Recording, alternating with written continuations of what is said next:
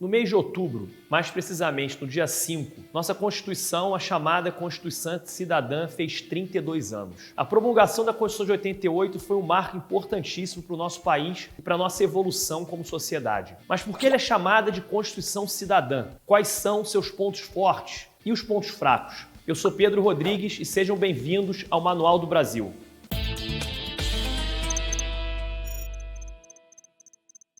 Se a gente vai falar da nossa Constituição, nada faz mais sentido do que primeiro entendermos o que é uma Constituição. Uma Constituição é o conjunto de normas e princípios que norteiam a organização política e social, determinando a legalidade dentro dos limites geográficos de um Estado ou de um país. Uma Constituição, por exemplo, indica a separação dos poderes, assim como as atribuições de cada um deles. Geralmente, quando falamos em Constituição, a gente está falando de uma norma legal máxima de um país ou de um estado. Vale a gente lembrar que os 27 estados da nossa federação possuem suas respectivas constituições estaduais. Mas antes da gente se aprofundar mais no papo sobre Constituição, se você se interessa por esse tema e quer saber mais, não deixe de entrar no nosso canal porque tem muito mais conteúdo como esse por aqui. E para não correr o risco de perder os nossos vídeos que vamos lançar nos próximos dias, já se inscreve e aperta o sininho. As diferentes constituições podem ser classificadas de inúmeras maneiras. Elas podem ser do tipo material, onde somente as leis que regulam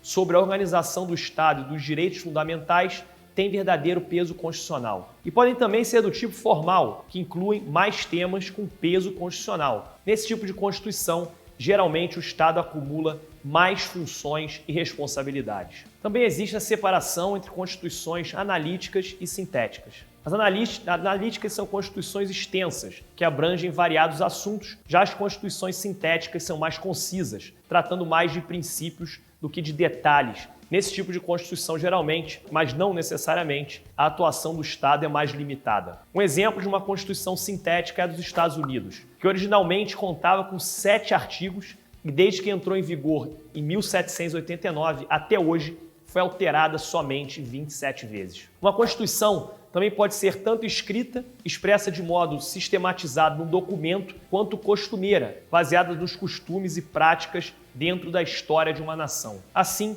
uma Constituição escrita será também uma Constituição dogmática, onde um órgão, uma Assembleia Constituinte, foi estabelecida para escrevê-la, enquanto uma Constituição costumeira será histórica, formulada ao longo da história do povo ou da nação. Um exemplo de Constituição histórica é a inglesa, que não foi estruturada no momento específico da história do país num único documento, mas é sim um conjunto de leis e princípios que foram se estabelecendo ao longo da história. A origem da Constituição também varia. Ela pode ser tanto de origem democrática, onde o órgão que elabora é definido democraticamente pela indicação popular direta ou indireta, mas também pode ser outorgada, ou seja, imposta à população por grupos que estejam no poder.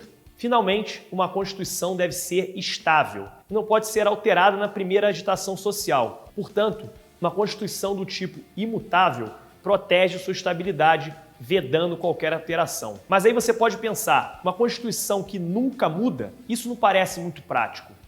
O problema é que a realidade social muda e uma Constituição também deve seguir essa mudança. Então, as constituições do tipo rígida solucionam o equilíbrio entre estabilidade e a necessidade de acompanhar mudanças ao permitir alterações no seu texto. Só que essas alterações são mais difíceis de serem feitas e tendem a ser muito mais onerosas e trabalhosas que as mudanças numa legislação ordinária. Conhecendo um pouquinho mais dessas classificações, a gente pode então identificar e entender melhor a nossa própria Constituição. Até mais marcante que essas classificações para ajudar a formar uma imagem da Constituição de 88 na cabeça é o fato da nossa Constituição ser uma das mais avançadas do mundo quando se fala em direitos e garantias fundamentais. E é isso mesmo que você ouviu. Diversos juristas reconhecem na Constituição Cidadã um imenso avanço nos direitos fundamentais da nossa sociedade. E isso aconteceu em grande parte pelo momento histórico em que ela foi outorgada. Se a gente pegar o livro de história,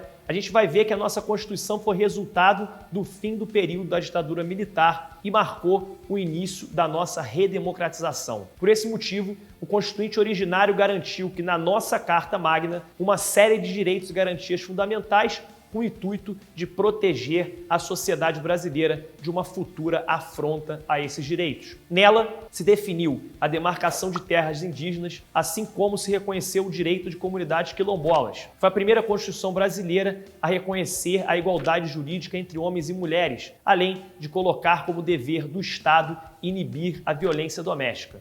A nossa Constituição trouxe ainda proteções de direitos trabalhistas, como a jornada de 44 horas semanais, o direito à greve, o 13º e o direito ao aviso prévio. A saúde deixou de ser um serviço, um benefício dos contribuintes à Previdência Social e passa a ser um direito social garantido a todos os brasileiros. Já na educação, a Constituição traz a obrigatoriedade da oferta do ensino fundamental pelo Estado. Assim, visando a universalidade da educação e o avanço do Brasil nessa área tão importante para o progresso econômico e bem-estar geral da população. A gente pode até cogitar que sem essa alteração, a situação da educação no Brasil poderia estar pior. Porém, certamente não experimentamos um avanço suficiente da educação brasileira após 1988. Mas talvez o mais relevante historicamente na Constituição Cidadã tenha sido tanto a denominação da dignidade da pessoa humana como fundamento do Estado Democrático de Direito, quanto o maior espaço dado aos direitos sociais. E por que isso seria tão relevante?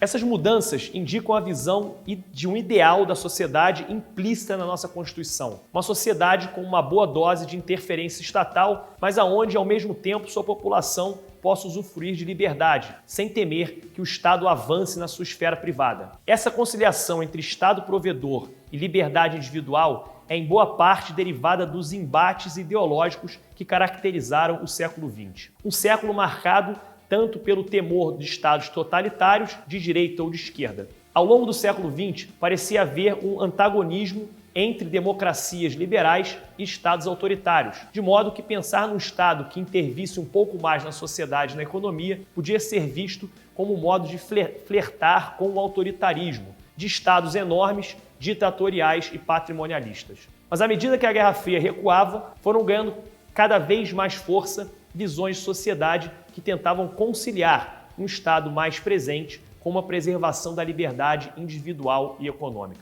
A nossa Constituição foi bastante inspirada nesse pensamento e no modelo social-democrata de organização estatal, já que teve bastante influência da centro-esquerda brasileira e naquele momento, no final da década de 80, a via soviética de socialismo já não era uma opção viável. E a social-democracia, em inúmeras sociedades, substituiu esse pensamento como representante da chamada esquerda moderna. Mas o interessante é que se, por um lado, essa inspiração rende elogios na garantia de direitos fundamentais, por outro, gera também críticas quanto ao tamanho do Estado e à praticidade da nossa Constituição. Na época, houve certo entusiasmo em não só restabelecer direitos do cidadão após 20 anos de ditadura, como também construir um Estado que cumprisse não só uma função como administrador público, como também um grande provedor de bem-estar social. Porém, os meios para se custear esse papel estatal não foram bem definidos e pensados. Fato que intensificou problemas como a reforma da Previdência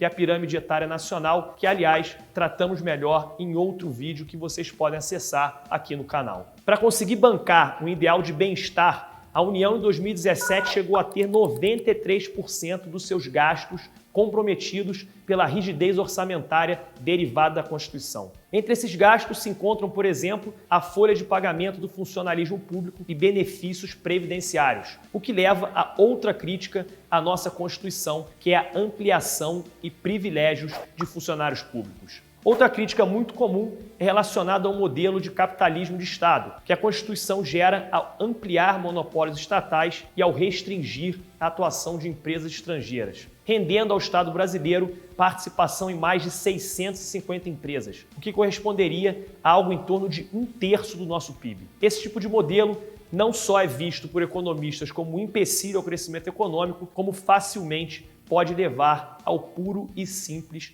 patrimonialismo. Por fim, outra crítica muito pertinente é sobre a extensão da Constituição de 88, o que faz ser a Constituição mais emendada da história do Brasil. Às vezes, comparada com uma colcha de retalhos, nossa Constituição teve na sua origem pouco apreço a uma linha geral e estava muito aberta a sugestões que não tinham, talvez, tanto caráter técnico. Seu detalhismo é até mesmo indiretamente um dos fatores da lentidão do nosso sistema judiciário, já que leis são mais estáveis sempre sendo emendadas. A população acaba por buscar o poder judiciário atrás dessa estabilidade. Acontece que entre críticas e elogios, nossa Constituição é filha do seu tempo, marcada pelo fim da Guerra Fria, mas também pelo fim da ditadura militar. Foi apelidada de cidadã justamente por ser um marco da redemocratização. O destaque aos direitos sociais, a centralidade da garantia da dignidade humana e a participação popular na Constituinte foram reações de repúdio à experiência autoritária que o Brasil viveu naquele período. Agora, nesse momento, você pode estar tentando se decidir se a Constituição é ou não muito avançada ou desnecessariamente pesada. Mas sendo você um entusiasta ou um crítico da nossa Constituição, há de se reconhecer que ela permitiu 3 décadas de relativa estabilidade política no nosso país, algo que não foi tão comum assim na nossa história recente. A gente pode até mesmo afirmar que seus pontos negativos eram praticamente inevitáveis naquele período histórico que a gente vivia e que mesmo assim ela trouxe importantes pontos positivos. E o que você acha? Você concorda que a nossa Constituição trouxe avanços importantes? Por que desses avanços ela vale a pena, mesmo que precise de mais reformas? Você é da galera que acha que essa Constituição trouxe mais problemas que soluções, ou você acha que está na hora de chamar uma nova Assembleia Constituinte, como estão fazendo no Chile? Só que lá, os motivos que levaram ao plebiscito que decidiu pelo estabelecimento de uma nova Assembleia Constituinte em 2021 estão bem distantes das críticas à Constituição Cidadã que a gente falou até aqui. Dá até para dizer que as duas constituições estão quase em polos opostos. Os chilenos reclamam da origem de sua Constituição, formulada na ditadura de Pinochet, enquanto a nossa se formou na redemocratização. Também existe a questão do autoritarismo e rigidez, apesar da Constituição chilena deferir em boa parte medidas da Constituição original de Pinochet. Mas, especialmente, o povo do Chile critica um vazio estatal, um Estado muito pouco, que intervém muito pouco na sociedade e que não oferece benefícios, como, por exemplo, a saúde, educação e previdência. Sendo que os avanços e muitos dos problemas em nossa Constituição derivam da extensão do comprometimento estatal com direitos e benefícios sociais. Bem, olhando para os problemas das duas Constituições, parece que o ideal mesmo está em achar um equilíbrio capaz de conciliar liberdade econômica, eficiência burocrática, responsabilidade fiscal e funções sociais do Estado. E vocês, concordam com isso? Eu quero saber a sua opinião sobre as características que você acredita que uma Constituição deve ter. Que tipo de equilíbrio ela pode mostrar? Deixa seu comentário aqui embaixo, deixa também uma sugestão de temas que vocês queiram que a gente traga em próximos conteúdos. Valeu e até o próximo vídeo. E já falando, e ainda existe essa... Ai, cacete, caiu aqui a luz.